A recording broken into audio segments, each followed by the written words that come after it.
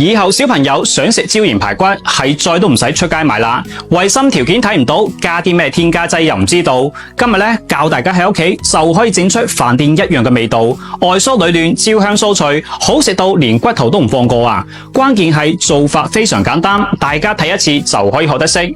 做椒鹽排骨，盡量用呢種豬前排，記得叫老闆剁成細嚿，然後放一殼鹽、一殼麵粉，再倒入些少清水浸佢半個鐘。咁鹽水可以將骨頭裏邊嘅血水通通排走，麵粉可以將污糟邋遢嘢全部洗晒出嚟。跟住用清水清洗多幾次，再用廚房紙吸乾水分，然後放入薑片葱段，加一殼白糖提鮮，再嚟翻些少蠔油浸香，一殼料酒去腥。椒鹽排骨好食嘅關鍵，肯定少唔到呢個蒜香椒鹽粉。用過好多牌子，治好味都係呢一款。佢係省城大廚根據黃金比例調配好嘅，配料表非常乾淨，冇亂七八糟嘅添加嘢。屋企嘅小朋友、老人家都可以食得放心。平時用佢嚟整個椒鹽豬扒、椒鹽雞翼，放翻少少，瞬間就可以整出飯店嘅味道。想要試下嘅街坊朋友，可以點我下邊嘅連接。廠家正喺度搞緊大活動，你都帶翻屋企整起身啦。撈勻之後醃佢10分鐘，然後將裏邊嘅薑蔥揀出嚟抌咗佢，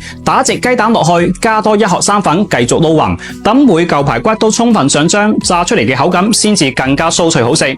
我每日都喺度分享煮餸嘅小技巧，咁有緣刷到，點個免費嘅小紅心支持下嚟，多謝晒咁多位。鑊中熱油，大概6成油溫，轉細火，將醃好嘅排骨一嚿一嚿放落去，炸到佢金黃酥脆就可以撈起備用。鑊底留油，將彩椒同埋洋蔥粒炒香，再倒埋炸好嘅排骨落去，稍微滲少少蒜香椒鹽粉，快速咁兜佢1、2、3、4下就可以出鑊啦。真係香到隔籬老王都流晒口水啊！每一嚿都係焦香酥脆，外酥裏嫩，蒜香味十足，就連骨頭都鹹香入味，好食到根本停唔到口。學識咗嘅話，嚟到返屋企試下啦。